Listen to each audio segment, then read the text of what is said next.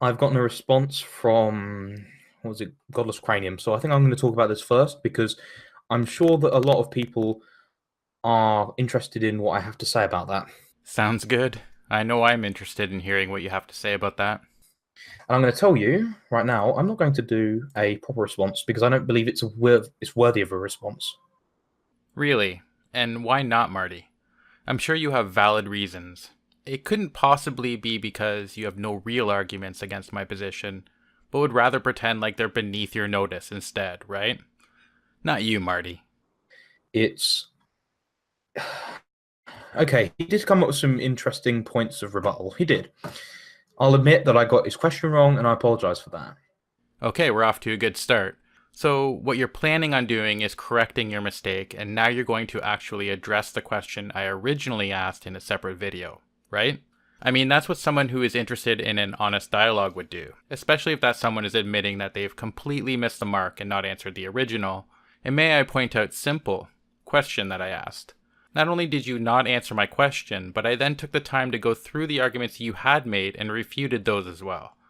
So let's just do a quick recap before we hear more of what you have to say, Marty. 1. I asked a straightforward question.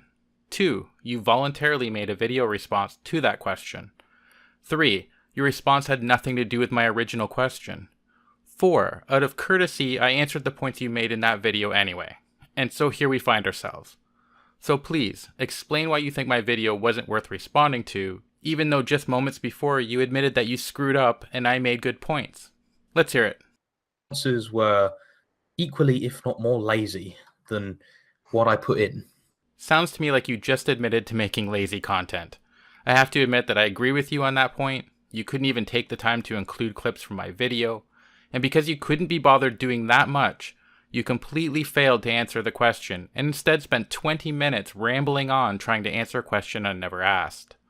Second, fuck you, Marty. Unlike you, I spend a lot of time making videos, including yours. Unlike you, I do include clips for context, I do take the time to listen to the entire video, and I take the time to read about any positions you may hold that I'm not familiar with.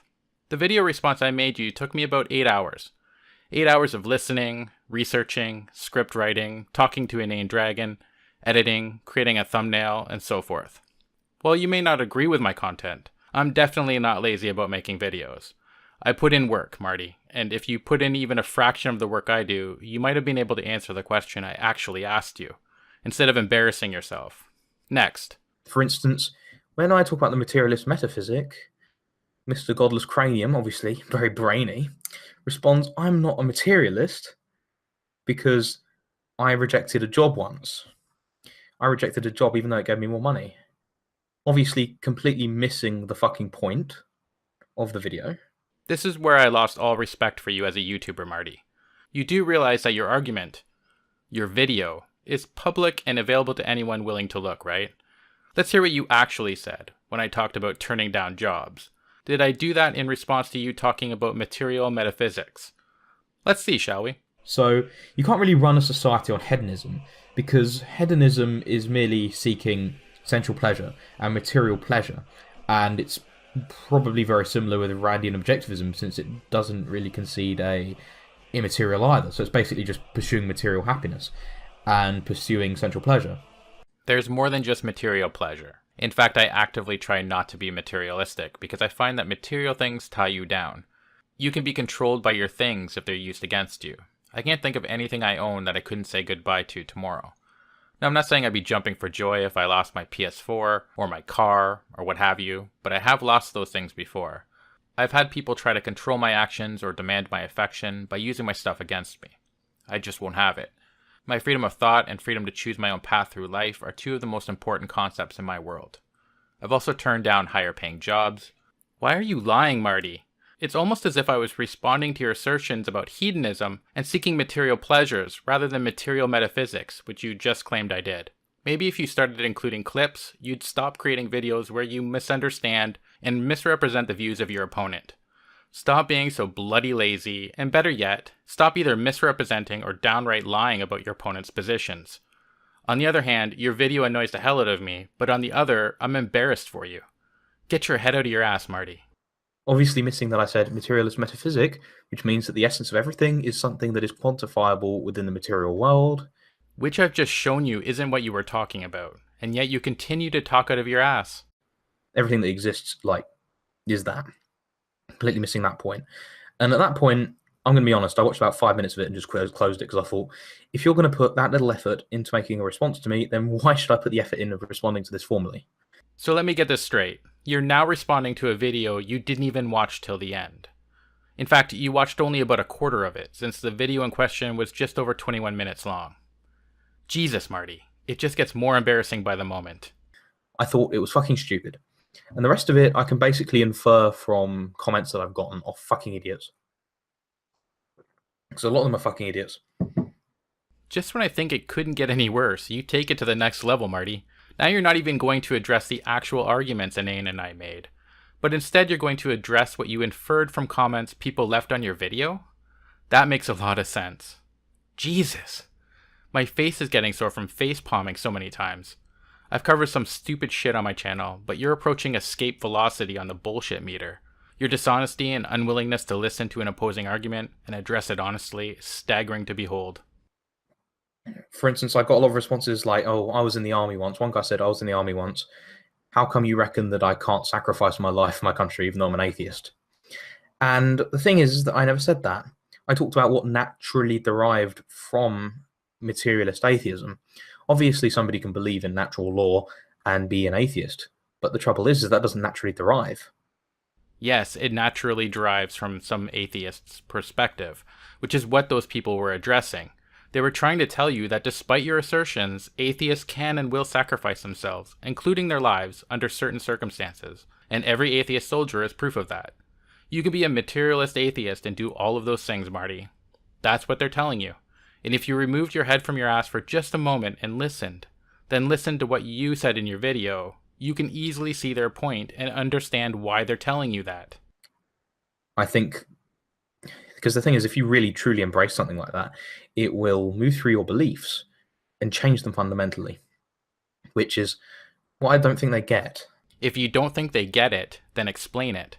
You don't want to explain anything, Marty. What you want to do is toss word salads, name books, throw out philosophies and obscure bullshit so that you can appear like you know what you're talking about.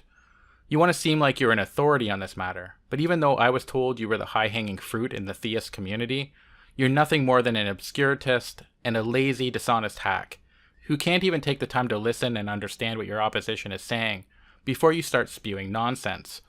Do better, Marty. A lot of these atheist classical liberals are really kind of silly as well, because they believe in classical liberalism, even though classical liberalism doesn't allow them to have rights, according to John Locke. It's silly things like this that are a little bit, yeah, you know? God damn.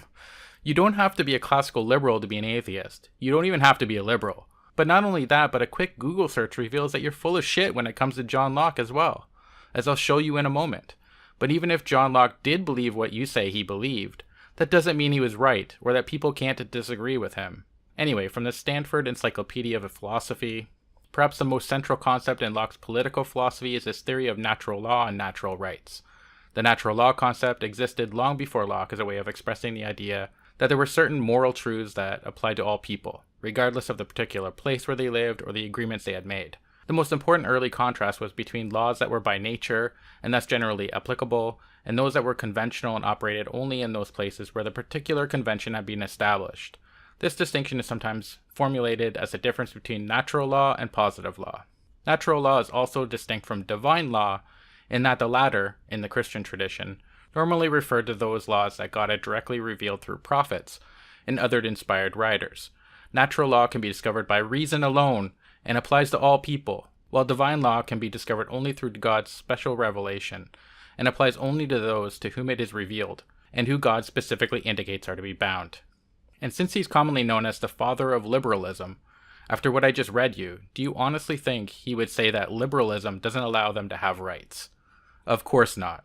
Again, you're talking out of your ass and throwing out names in the hope that nobody questions you, or bothers to look into what you're saying. You're nothing more than a charlatan who doesn't understand the concepts you're referring to. And then I got a couple of comments which I assume relate to what InaneDragon said. Because InaneDragon apparently did some sort of response to my mathematical part. Damn it, Cranium. I was told this guy was high-hanging fruit, and yet he didn't get your question right. He couldn't be asked to watch the response before criticizing it, and he blatantly didn't even understand what little he did watch. Equivocating materialist metaphysics with hedonism, his own claim? What a fucking moron. Moreover, high-hanging fruit doesn't lie and misrepresent people's positions. I'll get to that in a minute. Now, frankly, I'm not going to sit up and say the man's an idiot, because I don't think he is, but he's very wrong about a lot of things. As opposed to Cranium, who I am convinced is an idiot. I'm going to step aside here. I'm not the one getting called an idiot. Godless, take it away. Huh. Well, if I'm an idiot, you failed to demonstrate how or why. Instead, you shit the bed at every opportunity. You even led off by saying you misrepresented my question and that I had made good points. But now I'm an idiot because reasons. He's all yours, Inane. I'm done with Marty. Yeah. InaneDragon is the kind of guy who believes in the scientific method, even in spite of his, philosophical naturalism. I don't believe in the scientific method. I accept it as a useful tool in exploring and understanding reality. There is a massive difference in the two. I do not, for example, begin to suggest that the method is infallible. It is a tool. It is only as accurate as those using it. The same goes for philosophy and mathematics. And as we saw from your original failure to answer Godless Cranium's question, you're absolutely abominable at all of this. If what's his face? If Classical Theist is watching, if not, hello.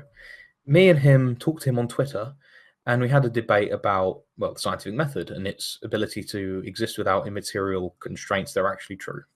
We managed to narrow him down to the basic philosophical precept which allows the scientific method to function. In other words, the principle of sufficient reason as quantified by Gottfried Leibniz, which basically states that all contingent objects have an event that causes them, or something along those lines. So you can see this assumption throughout science by how you're trying to find out the cause ultimately from the testing. Well, you got one thing right. You and Classical T did have a debate with me. Unfortunately for your claim, you did not narrow me down to shit. You didn't demonstrate that the principle of sufficient reason allows the scientific method to function, and your definition of the principle as used by Leibniz is factually wrong. You should not talk out of your ass, but that's all that you seem to do. Leibniz's version of the principle of sufficient reason is that for any fact or event there exists an explanation, not a cause as you suggest. Now, this is a gross oversimplification, and there are far more issues to discuss in Leibniz's particular formulation of this principle, but the important part is that, Marty, you are just wrong, because Leibniz is in no way saying that all contingent objects have an event that caused them. He is saying, as I pointed out previously, that all events and facts, contingent or necessary, have explanations for them. You don't understand the basics of what you're talking about, and like your bit about the laws of logic being objectively true because of Gödel's incompleteness theorem, I was able to demonstrate it after mere minutes of research. That's how fucking low your fruit hangs. And such like that. It's been a while since I've done a scientific test, but I know enough to know that the whole point of testing a hypothesis is to see the effect of one thing on another, which naturally fulfills the principle of sufficient reason. Nope. You're just wrong. The whole point of a test is not to see the effect of one thing on another, but to see whether the prediction of the hypothesis is supported by the outcome of the test. Often, but not always, this means examining cause and effect. It's the not always part that you seem to be missing, reliably, every fucking time you open your ignorant mouth. Now, of course, the materialist metaphysic rejects the principle of sufficient reason because that in itself is an immaterial truth, you see. So, when we present him with this, what he says is that apparently this works because sometimes the scientific method fails. Ladies and gentlemen, this is called lying out of your fucking ass! Here's where I lose anything resembling respect for you, Marty, because I've explained repeatedly how you're misrepresenting what I said. In fact, you are inventing from whole cloth things which I have never said. Try not being a lying pile of shit in the future. What might fail, but has not been shown to necessarily fail, is the principle of sufficient reason. The scientific method, as I've previously explained, is only a tool. A screwdriver is the wrong method for breaking concrete. Does that mean the screwdriver fails when you slam it into concrete? Didn't think so, so stop lying. What I said that upset Marty and classical theists so motherfucking much is that the principle of sufficient reason may have limits. And funny thing that, since they're the ones who demand that it must necessarily have limits. Here's what I mean. These two chuckleheads are theists precisely because they want to terminate an infinite regress of causes created by their own interpretation of the principle of sufficient reason with an uncaused, unexplained God. That is to say, God doesn't require a sufficient reason for his existence because he just is. You fucking moron, Marty! That's a limit on the principle of sufficient reason, precisely as I said the principle of sufficient reason may have in our previous argument, you lying son of a bitch! Of course, the irony here is that there are almost no philosophers who don't accept limits on the principle of sufficient reason, which was my original point in the Twitter thread. See the Stanford Encyclopedia of Philosophy for an elementary level point that Marty can't even grasp. Which, as you can see, is rather silly because the entire scientific method, with all of its proofs, every single thing that you can prove with the scientific method, and yeah, of course, it proves stuff, is ultimately contingent on the principle of sufficient reason actually being existential.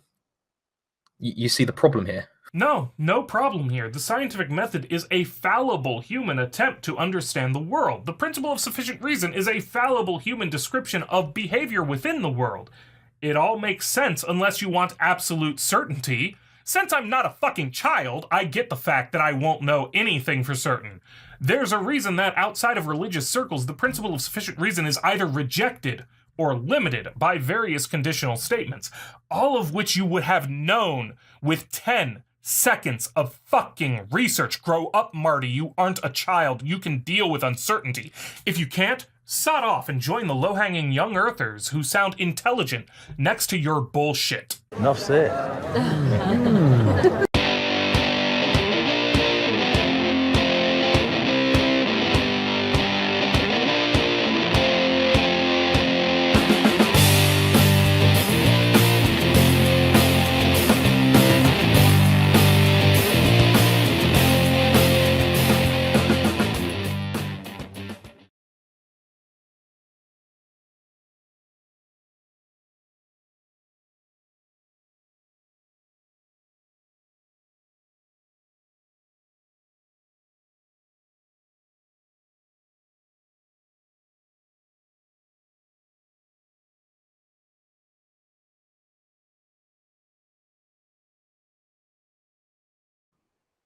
So anyway, I'm going to go on to something a bit more